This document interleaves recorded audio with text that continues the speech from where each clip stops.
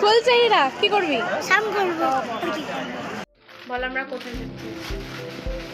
আমরা যাচ্ছি আজকে ছেলে ধুতি পাঞ্জাবি কিনতে। আমরা যাচ্ছি নেক্সট শপিং করতে। বাইরে খুব বৃষ্টি। হাই গাইস, আমরা বিয়ের শপিং করতে যাচ্ছি ছাতা নিয়ে।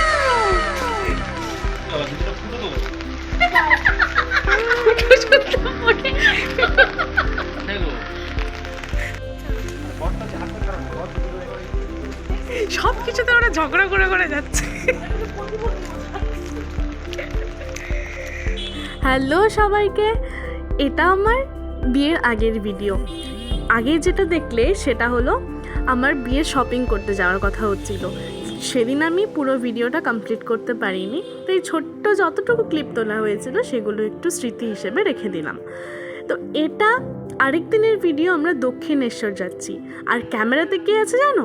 আমার ছোট্ট ভাগ্নে। তো ও প্রচণ্ড ব্লগ করতে ভালোবাসে, ছোট ছোট হাতে ক্যামেরাগুলো ধরে ধরে যাচ্ছিল। তো আমরা পৌঁছে গেছিলাম সেই দক্ষিণেশ্বরে। এটা অনেক দিন আগের ভিডিও। আমি ভাবছিলাম কবে করব, আসলে মেমোরিটাও ফুল হয়ে যাচ্ছিল। আর আমি এত ল্যাট কি ভিডিও আমার একদমই এডিট করতে ইচ্ছে করে না। তো আজকে আবার সেই অনেক এনার্জি নিয়ে আমি বসে গেলাম। তোমরা আমার চ্যানেলে দেখেছিলে এর আগে আমার একটা আইবুড়ো ভাতের ভিডিও। তো সেখানে আমি দিদির বাড়িতেই গিয়েছিলাম। যেহেতু বিয়ের আগে দিদির বাড়িতেই ছিলাম, আর আমার দিদির বাড়ি যেহেতু কলকাতায়, আমি থাকি কোচবিহারে, তো সেক্ষেত্রে বিয়ের আগ মুহূর্তে আমাদের বিশেষ কেনাকাটাগুলো ওখান থেকেই করা হয়েছিল। জানো তো, এই দক্ষিণেশ্বরের কালীমাতা বলো আর তারামার কালীমাতাই বলো, যে কোনো মন্দির চত্বরে ঘুরলে না মনটা বড্ড শান্ত হয়ে যায় আর পজিটিভিটিতেও ভরে যায়। তাই মাঝে মাঝেই না এই বিজি শিডিউল থেকে মন্দিরে ঘুরে আসা মনের জন্য ভালো আমার মনে হয়। তো আর আমার এটা প্রথম একটু একটু ব্লগ করা শুরু হয়, সেরকম এখনও করি না, কিন্তু আমার ওই ছোট্ট ক্যামেরাম্যানটি আমাকে বেশ সাহায্য করেছিল। আমাকে বলছিল, মিমি রেডি তো, ভালো করে পোজ দে, আমি ভিডিওগুলো করছি। তো সেই আমার ভাগ্নেটি দক্ষিণেশ্বরে স্নান করবে তার প্রথমবার। সে স্নান করার জন্য এই প্রস্তুতি নিচ্ছে, আর সেই প্রস্তুতি নিতে গিয়ে তার একদম পুরো নাজেহাল অবস্থা। তার জিন্স প্যান্ট আর খুলছে না। ফুলচাইরা কি করবি? সাম করব। দেখো কাণ্ড। আরে বাবা, স্নানই তো করবে বললো। ওর এক্সাইটমেন্ট আর ধরে রাখা যাচ্ছিল না। ও ডুব দেবে, আবার ভয়ও পাচ্ছে, আবার ও স্নানও করবে। এত মজা পাচ্ছিল ও, আর গঙ্গা নদী থেকে উঠতেই চাইছিল না। গঙ্গা মার এই স্নিগ্ধ নদীতে কেই বা আর খারাপ পাবে বলো? সবার খুব আনন্দ হয় এই নদীতে স্নান করে। জানো তো, আমার ভাগ্নেকে আমি কী নামে ডাকি? ওর নাম ভূতু।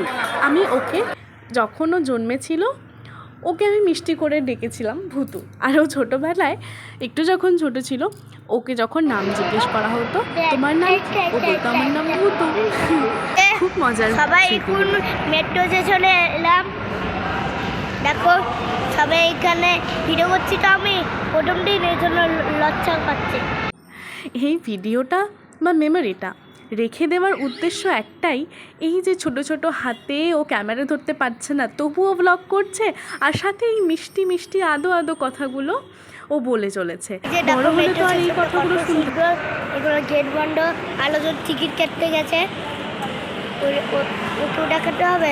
এই যে বাচ্চারা যখন কথা বলতে শুরু করে না, তারপরে যখন তাদের মানে স্পষ্ট ভাষা হওয়ার আগ পর্যন্ত যেই ভাষাটা থাকে, এই ভাষাটা যে এত মিষ্টি ভাষা হয়, এত আদুরে ভাষা হয়, কিছু কিছু মানুষ বড় হয়েও এই ভাষাটা মানে হারিয়ে যেতে না যায়, সেই বাচ্চা মেয়েটা কখনো সুযোগ পেলে ধরে রাখার চেষ্টা করে।